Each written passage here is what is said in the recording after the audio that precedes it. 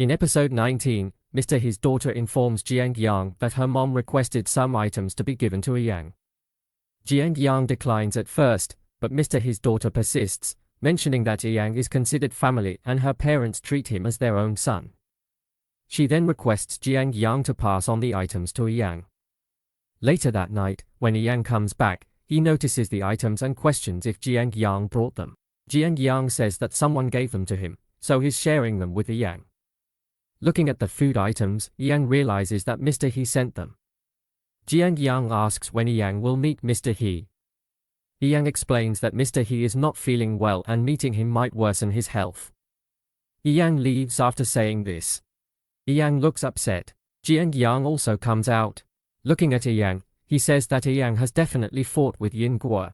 Yiyang starts telling him that when I fought with my girlfriend for the first time, it felt like we were going to break up, but later I realized that small fights are necessary for a good relationship. Now, Yiyang wants to make a call to Yingguo but decides not to. Yingguo isn't able to sleep. Yingguo receives a call from Zheng Yi. Judging by her voice, Zheng Yi asks if there was a fight between Yiyang and her. Yingguo opens up and explains everything, mentioning that she was expecting Yiyang's call before going to camp, but he never called. Zheng Yi suggests that she should call him. Yingguo expresses that she is still upset with him. Zheng Yi mentions that Yiyang will be busy with the China Open and they won't be able to see each other for at least 2 months.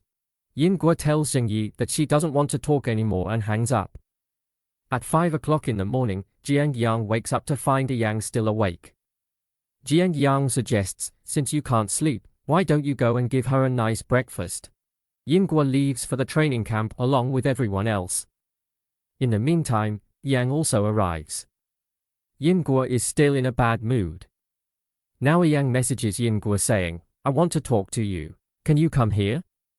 He starts waiting for her message. Yingguo's bus stops at a rest area. Everyone goes to eat something, but Yingguo remains seated on the bus. The driver asks her why she's not getting off, to which Yingguo explains that she had already eaten at home. Yingguo then reads Yiyang's messages and calls him. Yiyang asks Yingguo if she is still angry with him. Yingguo doesn't respond to this question, so Yiyang says, I brought breakfast for you. I came to your community. If you're awake, come out for a while. Yingguo says, I'm not at home. I'm going to the training camp. Yingguo tells him that since he didn't call her last night, she was angry with him and decided to go to the training camp with everyone else, otherwise they could have met. Yiyang says, when you come back, let me know, and I miss you a lot. Yiyang arrives at a motorbike shop. He starts looking at the bikes in the shop. Meanwhile, the driver of Yingguo's van is talking to his daughter, saying, I had a little fight with your mom yesterday. I'm worried that maybe she's still angry with me. So, take your mom shopping. Hearing his words, Yingguo regrets that she shouldn't have come here so soon in anger. The driver says, your training camp is quite long, so you should have stayed at home for one more day and enjoyed a little. Being an athlete is difficult because athletes get very few holidays. Hearing this, Yingguo feels bad for Yiyang and informs the driver that she needs to go home because she forgot something. Later when Yiyang comes back, Yiyang requests a suit from him as he has a meeting with a girl. Yiyang asks about it, and Yiyang explains that he met the girl through a blind date. She's very nice. He has met her twice already. If everything goes well, they'll get married. Yiyang's eyes falls on the book of motorbikes that Yiyang brought with him. Yiyang asks if it is for Yingguo. Yiyang advises him to leave soon because making a girl wait is not a good thing. Yiyang says, at the beginning, everything seems fine in a relationship, but with time, come some issues, so you should try to adopt both good and bad situations. He leaves after saying this. Yiyang calls his brother, Yidong, who is at the playground with his daughter. Yiyang tells Yidong, if you don't have time to take care of your daughter, you can bring her to me. Yidong says, it will be very difficult for you and you have just returned from abroad. Yiyang says, my girlfriend likes her. Yidong says, you're using my daughter to make your girlfriend happy. In the meantime, Yingguo arrives here. Yiyang turns back and is surprised to see Yingguo. Yiyang asks, weren't you supposed to go to the training camp? Yingguo replies, I didn't want you to feel bad because of me. I just came to see you. After that, I'll leave. Upon hearing this, Yang hugs Yingguo and asks, "Are you feeling bad for me?" Yingguo replies, "I do feel bad for you." Yiyang says, "If you hadn't come to meet me, I would have surely come to meet you tonight. I can't afford to argue with you. I couldn't sleep all night because of it. So I decided to apologize to you in the morning." Yingguo mentions that she argued with her sister twice because of him, and then he shouted at her. Yiyang says, "I didn't feel good at all seeing Yang there." Yiyang asks, "When do you have to go back?" Yingguo replies, "I have to reach there by tonight." Yiyang says, "Then we still have time." Yiyang questions, "Who told me that if she's angry, she can be appeased by giving her something nice to eat?" Yingguo doesn't respond to this. Yiyang says, "I wanted to give you cherries, but you didn't stop that day." Yiyang kisses Yingguo, and then he starts showing his necklace on which he had installed the pointer. Yiyang says, "This pointer is you." Hearing this, Yingguo feels very good. Yiyang says, "Earlier, I used to wear it because I didn't know my direction, but after you came, I found my direction."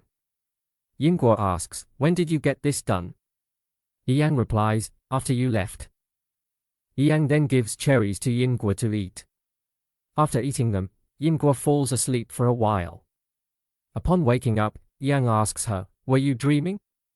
Yingguo replies, "Yes, how did you know?" Yiyang responds, "I saw you smiling." Yingguo says, "It seemed like you were relaxed when you came yesterday to offer tea to my mom. I felt like you were not the same Yiyang that I know." Yiyang explains, "That was not my real personality." Yiyang starts saying, "I went abroad to study because I felt like there was nothing to achieve here. I thought maybe after studying, I would find some direction, but I always wanted to play snooker." Yang says to Yingguo, "It's time to get up now."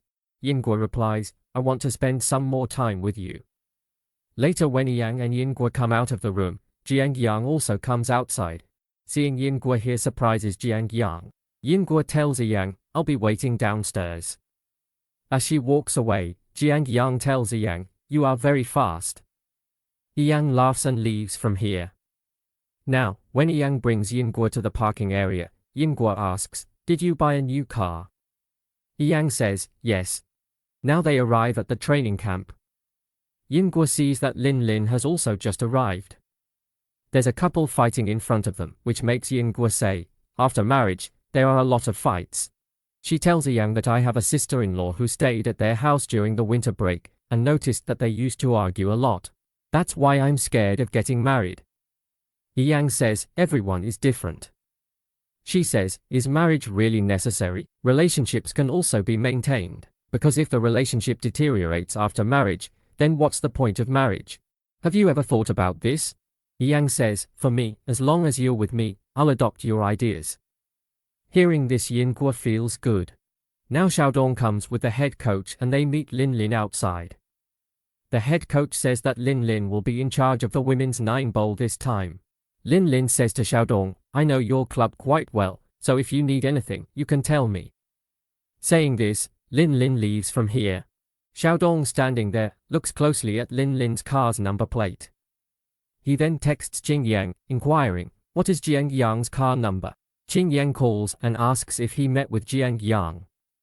Xiaodong replies, "No, I just saw his car at the training camp." Yang says, "I was worried that maybe something happened to you." Xiaodong ends the call while still looking at the same car.